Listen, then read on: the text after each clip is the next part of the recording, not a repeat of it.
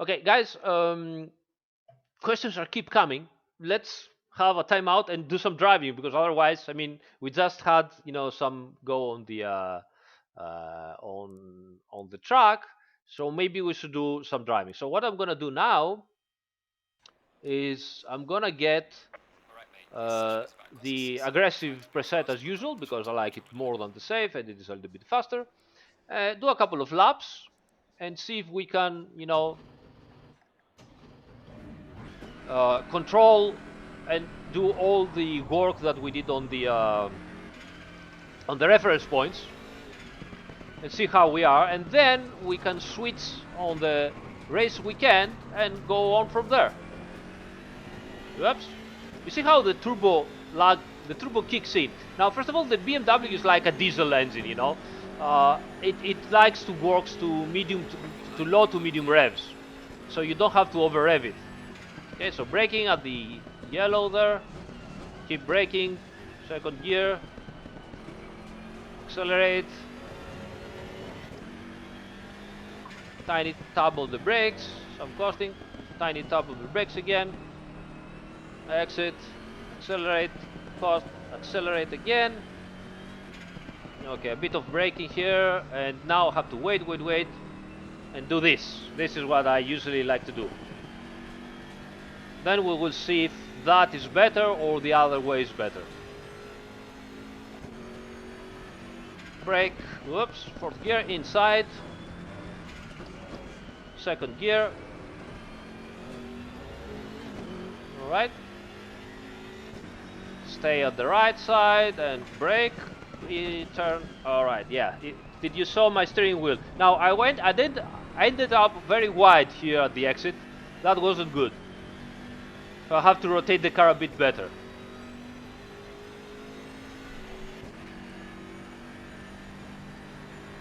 Now braking at the asphalt, go a little bit. You see, I didn't go in the turn a bit earlier, so I ended up very, very wide. You see how the turbo lag kicks in, the turbo goes in and makes me oversteer a lot. So generally our reference points seem to work. Let's see also here, tab inside, again I need to go inside sooner, so not so good. And braking, first gear over the curb, second gear down and up the next curb, third shift to third. Okay, let's do another lap and let's see together all our reference points and correct lines. That's it, second gear inside here, accelerate at the end of the curb. Whoops, took a little bit too much curb over there.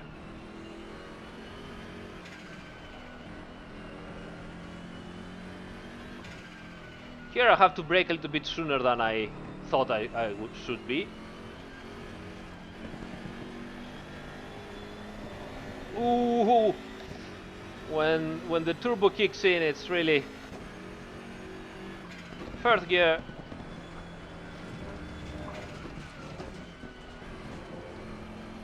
All right, looks good. Straight line on the steering wheel and inside. Rotate the car a little bit. Yes, now I can exit the turn a tiny bit better than before.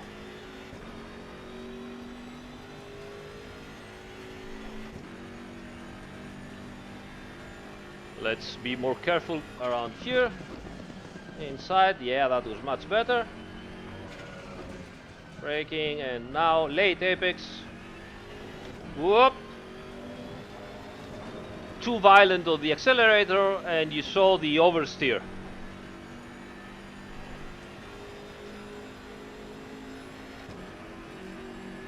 Now, tiny tab on the brakes and accelerator, and now it keeps the correct line. Braking, straight line on the steering wheel, over the curb, second gear, third gear, and that's it. That's a decent lap. Let's see. 59, 2.1, 2.12. All right, okay. Let's have a look at this replay, which is the most important thing. So replay here. This is our good lap. We're gonna have a replay from the outside and see where we are with the car. So braking was correct, and we are very, very close to the apex around here. So this means that this is the correct line for this turn. We did it very well, and you can see that we are staying on the brakes. I just released the brakes a little bit to stabilize the car with a tiny bit of accelerator. Better to toggle the HUD here so we can see what we did. Let's go back. So boom, braking, you see, before the 50 mark. Very good here. Inside, and you can see that I'm releasing the brakes and maybe going just a tiny bit on the accelerator to stabilize the car at the apex of the turn. So let's make it a bit slower.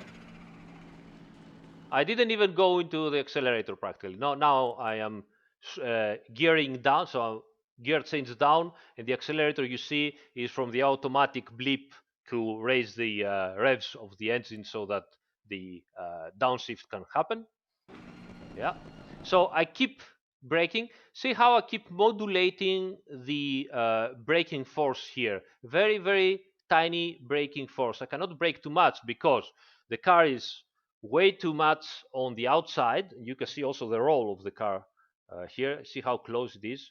Let me show you from the outside. Right. You can see how much the car is rolling. Okay. So what does that mean? It means that this tire doesn't have enough load on top of it. So if I brake much harder than this here, it will mean that I will end up locking the inner wheel. And not only I will have some flat spotting on the inner wheel, but it will also make the car go wider. Okay, so it will change my racing line, and obviously that will make me lose more time and so on. So tiny bit of braking and good modulation on the braking during this turn, and that allows me to keep the car on the correct racing line. You will see here that at some point I will straighten my steering wheel. Right now I'm still turning a lot, but now I will go. You see, I'm going straight and braking almost 100%. So all it needs is, straight a little bit your steering wheel. This brings equal weight to both of the wheels, and you can go hard on the brake and lose lots of speed instantly. And then turning in, and again, you can see here modulating the brake pedal. So those two things always have to be, you know, uh, interact together with one another. When your steering wheel is, you have to work like a robot. When your steering wheel is straight or there is less steering angle, then you can brake harder. If you're going and have more steering angle, then instantly and automatically you have to modulate your braking. You cannot keep all the braking down and have also steering angle. Go back where we explain how into my video of the Too Long Didn't Watch series. Uh, Go back into that video where we explain how tires generate grip.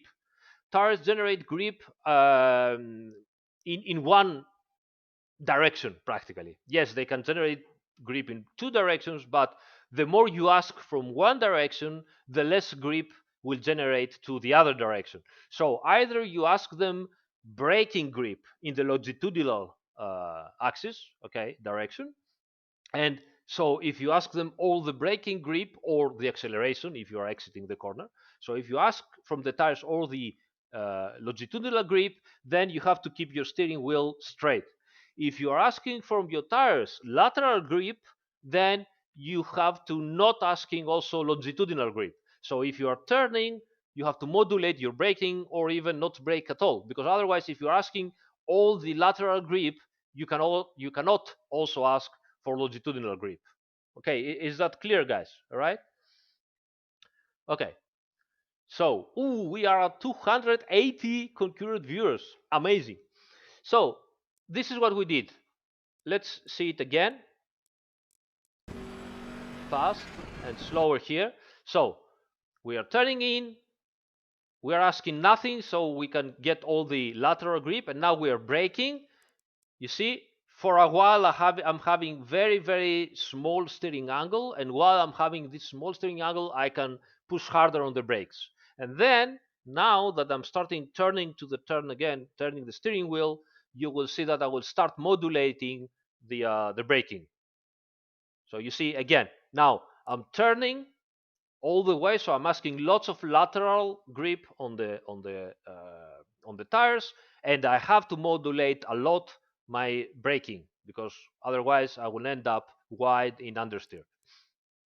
Okay, so here it is. Now you see I'm asking all the possible lateral grip from the car.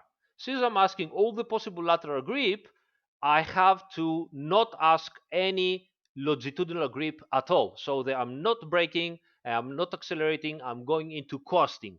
Okay, I will go into coasting for practically until the apex, and then I will just start accelerating after the apex. So look at this. You see all the possible lateral grip. I'm asking everything that the tires can give me right now. And indeed, the car does turn. What did I do? Sorry about that. Whoops. Completely messed up the, okay, here. So again, all the lateral grip.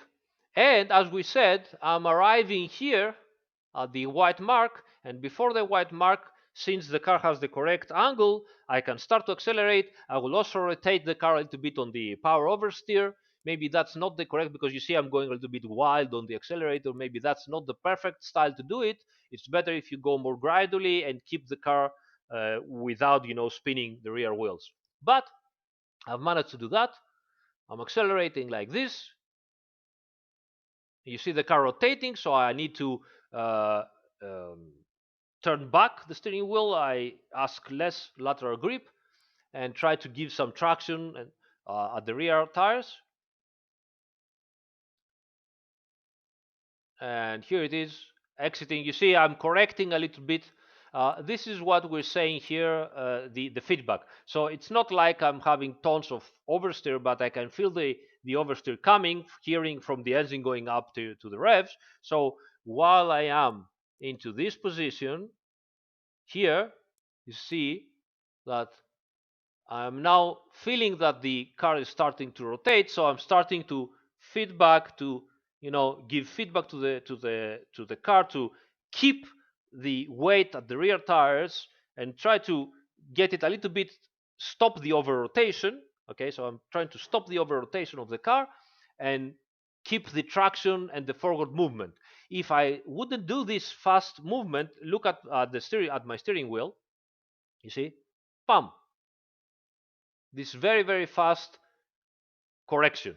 If I wouldn't do this, then the car would over rotate way too much, and I would have proper power oversteer, which would be much harder to control, and I would be losing lots of time. Let's see this in real time to understand how much fast it is. So real time, and look how fast I'm gonna do this kind of correction. Boom, very fast. Boom, very fast. Okay. All right. So is this everything clear until now? Let's see the chart a little bit.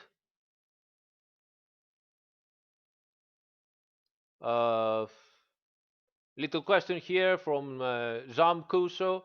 Says, hi Aris, is it normal that the first feedback is much looser and smooth when it rains? Well, yes, you have much less grip, so it's normal. But won't the Marbled 89 says, but won't the braking put weight on the front tires? Yes, but the tires do not generate grip linearly. So it's not like, okay, I have, let's say, 100 kilos on the tires and they will generate 1G. let's say, right? It's completely arbitrarily. It's just an example. If I put 200 kilos, they will generate 2 Gs. If I put 300 kilos, they will generate 3 Gs. No, it doesn't work like that. What usually happens is that you put 100 and you get 1 G. You put 200 kilos and you get 1.5 G. You put 300 kilos and you get 1.6 G. You put 400 kilos and you might get 1.61 G, or sometimes it will even go backwards and you're going to get 1.55 G. So it's not linear, That's the so-called load sensitivity. The more load you put on the tires, the more grip you get, but up to a point, then you start gaining grip slower, and then at some point you're gonna even lose some grip. So putting weight on top of the tires is not always the best situation. Why we're using so much downforce? We are using so much downforce because downforce doesn't have inertia. It's not mass.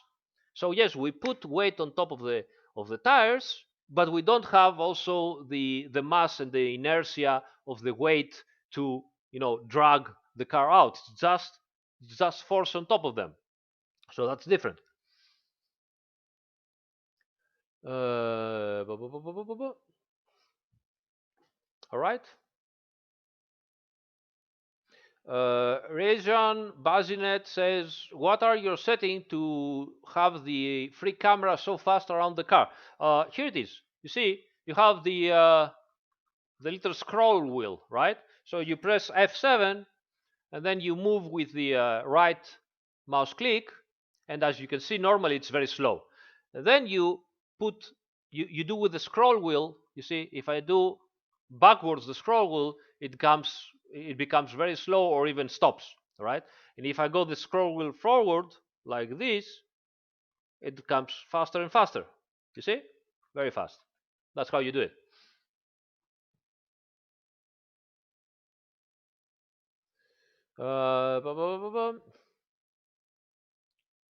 All right.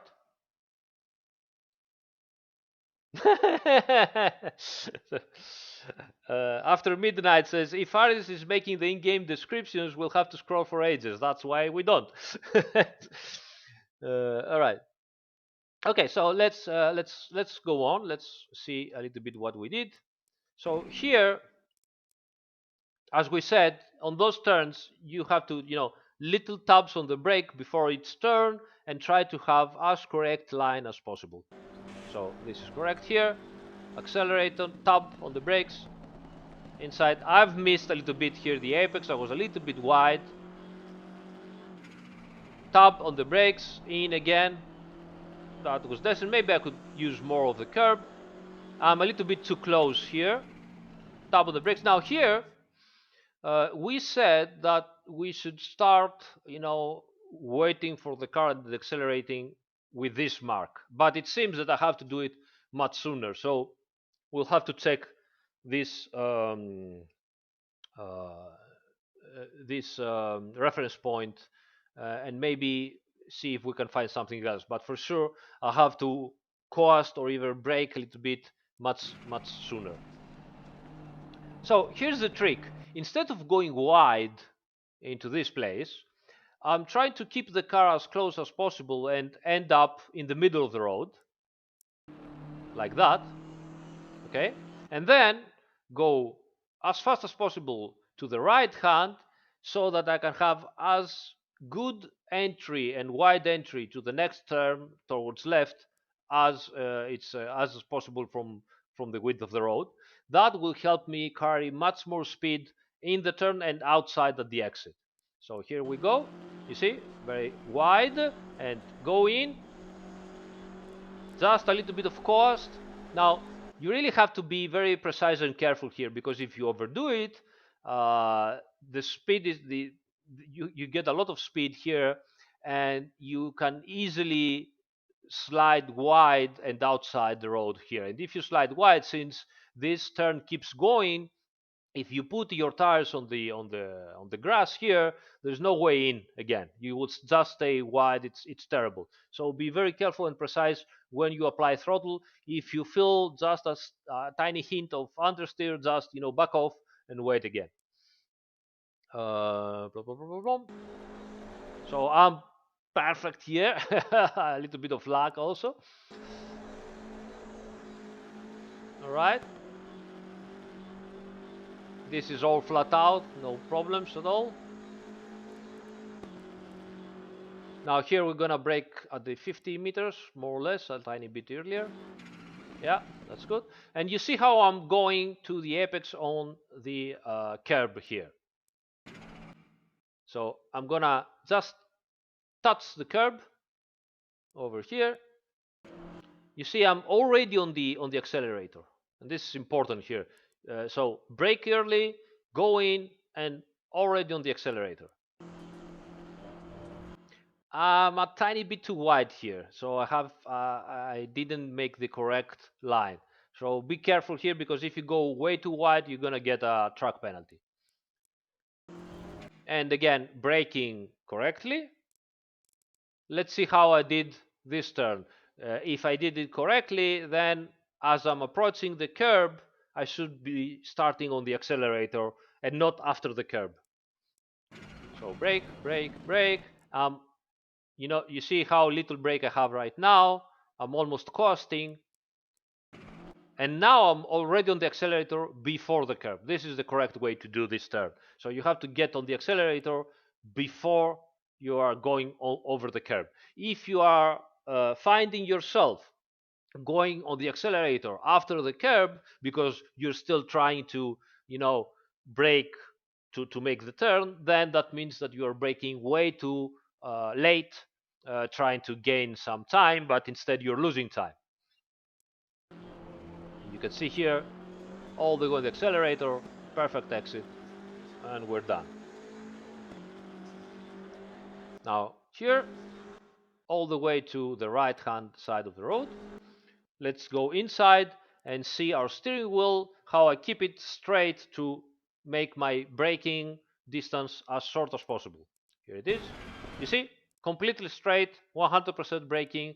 The ABS engages, but not engages way too much to control the left and right side wheels locking. So completely straight, straight, straight. And now, as you can see, I will start turning, and while I'm turning, the brake will go down, modulating the braking force. Let's see this slowly. You see, turning and releasing the brake. A little bit of brake extra because I was going wide, so not so good here. But in the end, I managed to rotate the car with a bit of accelerator. It's not the perfect situation, so that's not a good example. You shouldn't do this. You should rotate the car properly and then go into the accelerator more slowly. I was going wide. I didn't have any more lateral grip, so what I did, I stopped on the accelerator so I could spin my rear tires and rotate the car from the accelerator, okay, from the power oversteering. But fortunately, I've managed to do this, and now I am exiting with not too much steering wheel angle. This is pretty much correct, and full acceleration. Okay, yeah. Next turn, as we said, is normal, no big deal, as low as steering wheel angle as possible, and braking here just before the side road. Let's go outside again. Braking, turning in just a tiny bit sooner. A good indication for me is trying to stay on the inner side of the rubbered line. Now, obviously, the rubber line might change and you might not find it, but at least you can practice with it, see where you are, and then take have a better understanding where you have to stay on the width of the road. All right. Okay. So inside, I'm not so close on the apex. Look at that. You can see here I could be much better. Again, you see now I'm going outside. Again, as we said, this is the kind of work and criticism you have to make to yourself. So now this thing here, it seems like what? it seems like 30 centimeters, okay, something like that, 30 to 30 centimeters, which might be for you, oh yeah, that's not a big deal, no big deal, I mean, who cares, it's good enough. No, it's not good enough. If you really want to be faster, this is the kind of details you have to check and get better with, okay. You have to practice again and again and again until your tire is touching the curb right here. It has to be right here.